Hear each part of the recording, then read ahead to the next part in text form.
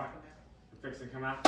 All right, well, happy Friday, Linda. It's Facebook Friday. Dr. Gordon is back. He's back. Even though apparently the third favorite participant of Facebook Friday after you, Mark. It's okay. I understand. But if you want to use the microphone, we'll be glad to let you use the I know. microphone. I like that use of that. I'm not sure that that's actually Joint Commission approved use of the ultrasound one. It was But it's thoroughly okay. sterilized before and after. It was indeed. It's like, they're not coming to patient with that thing on the end. Definitely a problem. Definitely a problem. Y'all did a great job last week. I enjoyed it immensely, even though I noticed that Mark gave away my blanket. That's okay. I don't need a blanket. I'll just sit on the grass and get my butt dirty. It's all right. It's fine. No problem. You're in the country now anyway. That's right. Exactly. And I'm a Boy Scout. I'm an Eagle Scout. Yeah, look at There you go. Eagle Scout. All right. I'm So, impressed. that's right. So change can be tough. Yes. That's today's theme. Change can be tough. And if you've not been in Especially our for old office, nurses. if you've not been in our office for a while, you might walk in here and say, I never saw that door before. Where'd that door come from? I was just watching last night. We were watching the Narnia movies, and we were watching Lion, Witch, and the Wardrobe. I love the that. wardrobe. You go in the back of the wardrobe, where you end up at Narnia. Uh-huh. And people are like, "Is there a door in that wall? I don't remember the door there." Yeah. And the door is new. So does this go to Narnia? No, it goes to Narnia. Actually, it doesn't go anywhere. Here's the frame of reference, That's right. just so you know. Come in and there's a door. Yeah. And actually, no. So this is now actually an office that LJ, our apprentice administrator, actually this is her office now. So I mean, we've had more office musical chairs. And Mark, how many offices have you been in since I've known you? It's been a I few. don't think you've been in every single office. Close. Like Mark just has to go into every office and touch stuff, and then move to a different office. Oh, no, you used Dr. Keenan's office too. Yeah, that's right. Briefly. Yeah. Yeah. Briefly. I think he has been. That's right. So my understanding is there was a nursing meeting the other day where the comment was made Dr. Gordon's ears should be burning from this meeting. So apparently Linda was like a half second away from going spider monkey. Uh-oh. And so let's talk about one of the issues that came up. Okay. So all right. So the question is, we have natural cycle IVF. Yes. We've got mini stim IVF. Yes. We've got stimulate IVF. Yes. Then we have FETs. Yes. But then Dr. Gordon threw a curveball and said, natural cycle FET. And people are like, what in the world is that? Do that. That's right, but we do. Well, we do sometimes. Or Dr. Gordon does, but not in every patient. And not every patient is a good candidate for it. So here are the things about natural cycle FET. Right. So FETs are nice where you can batch them, right? So for our patients coming in from out of town for the ADC, Mark likes to, touch base with them all, and the other members of the ADC staff likes to see those patients. And Dr. Keenan scheduled such in the past as a solo practitioner, we would batch all those cycles. So we did medicated frozens. Yes. So medicated frozen, you control everything. Patient doesn't ovulate, build up her lining, you know exactly when you start the progesterone, you know exactly when the transfer is. And when the ultrasounds are. And it's so nice, right? It's And so so nice, right? So nice. you know, even if they're in another area, I feel like I'm getting the spider monkey valve. So it's all nice, okay? And the lab knows too. The lab knows we've got 4 transfers on this day. Right. Okay. So when you have patients who have frozen embryos of their own eggs, Yes. okay, they're local, the vast majority, right? So they're local patients, okay? And so you have a choice. You can also do frozen embryo transfers with them in the same way with the ADC, right? And you can stack it up, okay?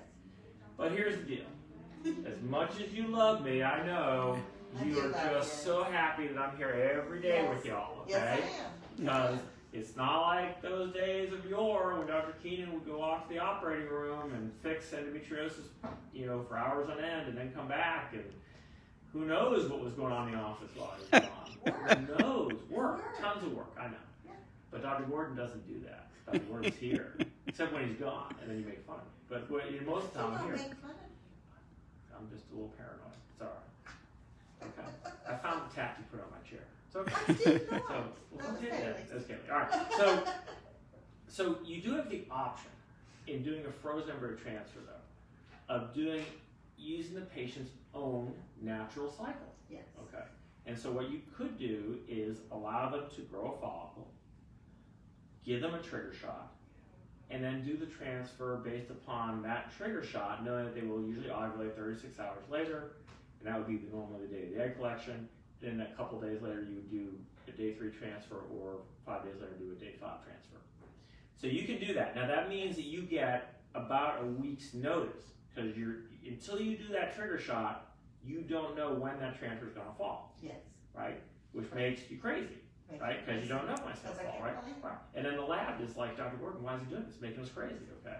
So why would you do that? I said, well, sometimes it's nice to get that good lining, okay, with the patient's own hormones. Sometimes patients cannot take supplemental estrogen because they have a history of a blood clot in their lung or leg or something like that, so it's a nice option. Sometimes you have patients who had a history of breast cancer and they're very freaked out by taking hormones. Sometimes they're just sick of all the hormone shots and they need a break, and emotionally that gives them an option, okay? But you've got to basically be a local patient. God bless you. Sorry. Okay. You have to be a local patient. You have to have regular cycles. And the cycle you have has to be spot on. It has to be a perfect cycle, right? So if you're going through a natural cycle and the lining doesn't grow and the hormones look weird, or you start to ovulate early, sometimes I can't make the schedule work. Plus, we don't do the frozens on the weekend. Not yet. No, I'm just teasing. No frozen transfer weekend. These are the crazy eyes. So I will say that I mean, when you look at success rates for natural cycle frozens and medicated frozens are very similar.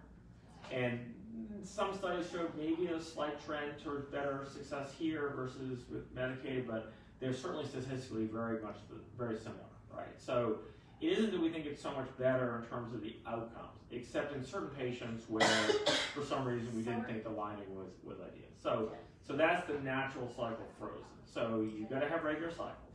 You've got to be local. You've got to have the flexibility to understand that it may not work out time-wise. You have to do it, push to the next cycle.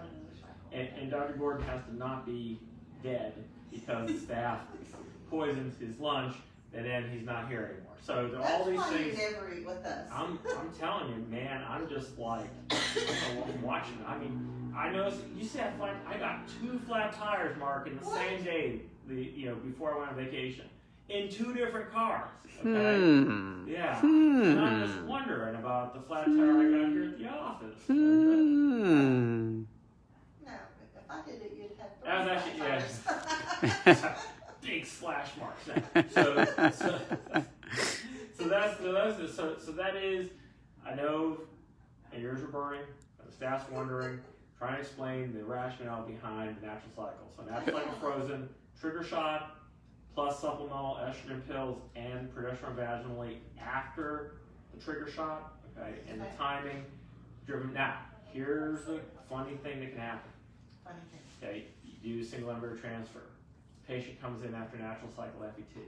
You do the ultrasound. There's twins. And there's twins. And they're not identical. So you have to remind patients that if they're ovulating, if they have 1 open tube, 1 sperm, they could get pregnant with that one. And it was a couple the last time I got it, I remember scanning, they were just like, oh my gosh, we're so embarrassed. I mean, you told us, like, don't try. We just couldn't help it. And so just remember that in that case, it's not on us. And Dr. Gordon does not babysit twins. We've got the twins, triplets even. It's not on us, right? So just remember that, we're trying to, avoid the bonus baby if we can. If we can. Okay. All right. So, Now, this is not for any DC patients, not right? for any- that's the so The local with yeah. the If that embryos. because of that, then Linda's head and Kayla's head would explode, and I have no nurses. So I have no nurses, right? I mean, so there's just too many moving parts on the ADC side. Yeah. So it's just too problematic in terms of that. So these are patients with their own embryos, patients who are local, patients who have regular cycles, patients who are Dr. Gordon's patients, because again, also with Dr. Keenan, his schedule, he's in the OR, he's got meetings because he's, a big head honcho over there in the academic world, and so again, So he doesn't do poor this. little doctor, and he's being interviewed by USA Today and by the Washington Post, New York Times, yeah, and I got interviewed by by Farragut Times, you know, right? Farragut Press. Farragut Press. Close. Farragut Press. So I missed part of my day. I know, but you know, so again, I mean, I am not bitter. I read the Farragut Press. I don't read any other newspapers. That's not truly. Swear to God, not the Boston Globe. Much to my dad's maybe left his soul, or his chagrin. I didn't read it, but so that's the deal. So that's what it's all about. So we'll have the staff watch Facebook Friday, and now they'll maybe understand a little more about Dr. Gordon's crazy natural cycle FET plans. I think he just likes to shake us up. Shake you up. Like a door magically appearing where there was none. That's right. All right, well, who's working this weekend? You are. Me and Dr. Gordon are working this weekend. That's right. And the weather today is beautiful. It's tomorrow, gorgeous. not supposed to be so nice. So Is maybe it not? I don't think maybe it's not such a bad day to be in the office. Okay. Maybe so. All right.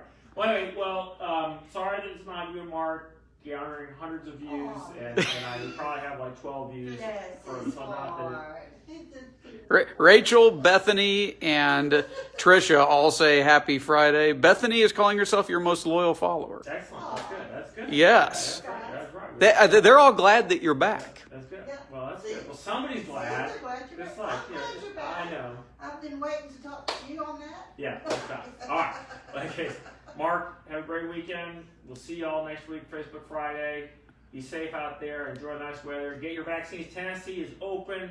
Anybody 16 and older can go get a vaccine. Yay! Taking my daughter Susanna to get her vaccine this afternoon. Awesome. Yep. So we're gonna do that. Yep. So then she will be able to go to Dollywood with impunity for sure. So it's all good. All right. Y'all take care. See you next